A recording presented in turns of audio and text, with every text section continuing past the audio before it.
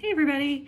So today I'd like to spend some time answering a question that I get fairly often, and that is it even worth teaching my child to sleep, or is this something that they're going to grow out of soon enough anyway?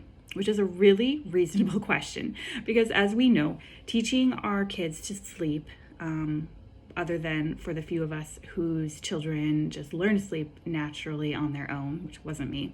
But teaching our children to sleep in most cases is a pretty high effort endeavor. It takes a lot of time. It takes a lot of energy, which we don't have because our children aren't sleeping. And it takes a lot of consistency. So if it is something that they are just going to grow out of, then, maybe it's not worth taking the time to teach our kids to sleep in some cases. And so I wanted to give an answer to that. And I also wanted to go a little deeper into my answer on that. So in general, the answer to the question of will my child eventually just learn to sleep through the night is maybe. There are definitely kids in elementary school who still need to be rocked to sleep and rocked back to sleep in the middle of the night. That's not uncommon. There are also, of course, plenty of children who learn to sleep well on their own eventually.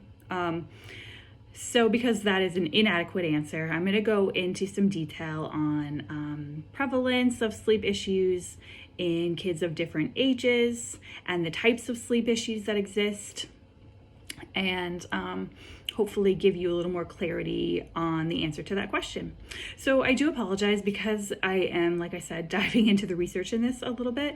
I'm going to be looking at my outline on the screen behind me so that I can be sure to be accurate in the terms and the numbers and prevalence and all that. So bear with me. All right, so the first thing I want to talk about is some different types of sleep issues in kids. I'm going to start out by talking about the one that I have expertise in, which is behavioral insomnia of childhood.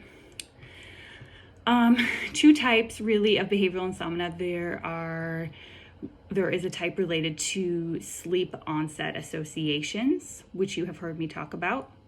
And there's a type related to what is called inadequate limit setting by parents, which is basically just saying the way that parents respond to children getting out of bedtime, out of bed, has resulted in kids doing it more often.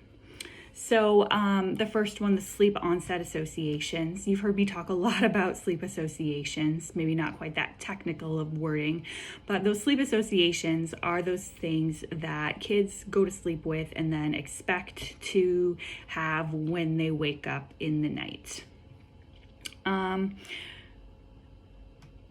The insomnia related to inadequate limit setting is more common in kids that are preschool age and older, and that looks like just actively resisting bedtime. Like my son recently has decided he wants to say, no, I don't want to go to bed.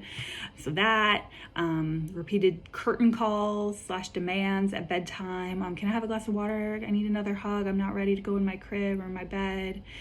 And it can even look like talking about being scared of monsters and things like that. But although in this case, there's not real anxiety about that, it's just kind of being used as a reason to get out of bed. This can also develop from, not having a regular bedtime and regular rules around bedtime.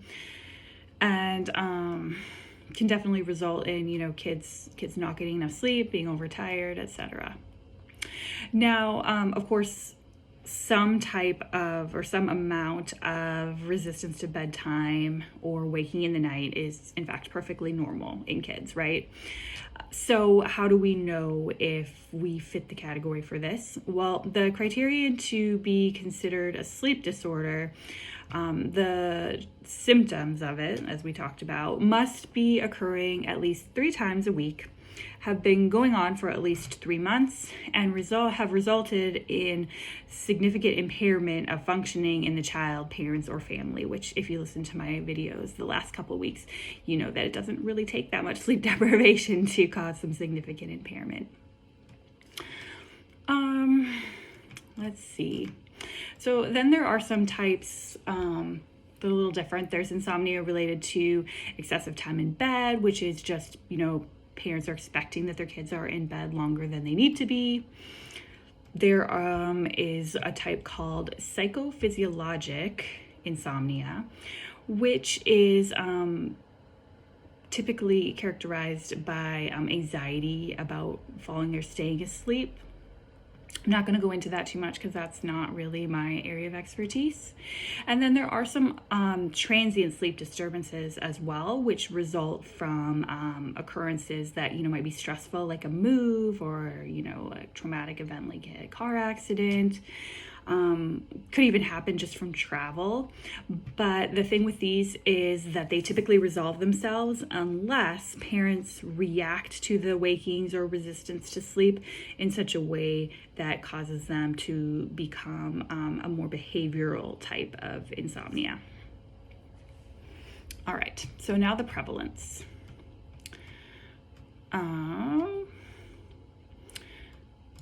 So behavioral sleep problems are found in kids of all ages, for sure. In infants and toddlers, we have a lot of kids that age waking up in the night, lots of babies and toddlers waking up.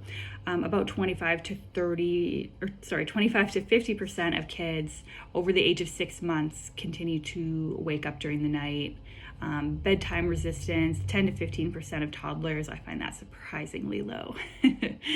In preschool age children, up to 20% have insomnia symptoms.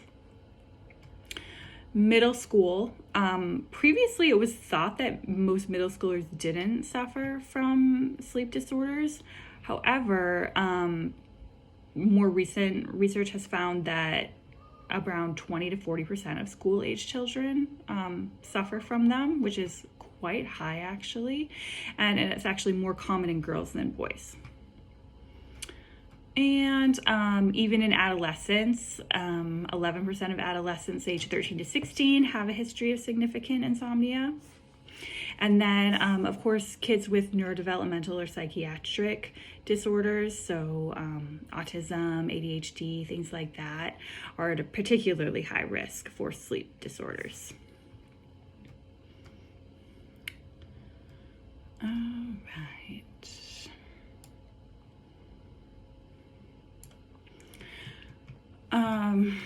So that's actually all I am going to, I thought I was going to go into more, but I think I'm leaving you with a lot of information there. So in general, there are different types of sleep disorders. The type that we most often see that is the most common is the behavioral sleep disorder. And it can continue much longer than we would expect. So that's all I'm gonna talk about today. I just want to leave you with that information, and hopefully that helps you make a decision on whether, is it worth teaching my child to sleep or not. You've got the numbers and you can make that decision yourself. And if you ever do need any help with teaching your child to sleep, you can come to my website, www.positivepracticalparenting.com. I have got a lot of resources. I've got some videos like this. I've got some blog posts. And additionally, you can book a consult with me. The first 15 minutes are free to see if I'm able to help you. And hopefully we can get you some sleep. So thank you for tuning in, everybody.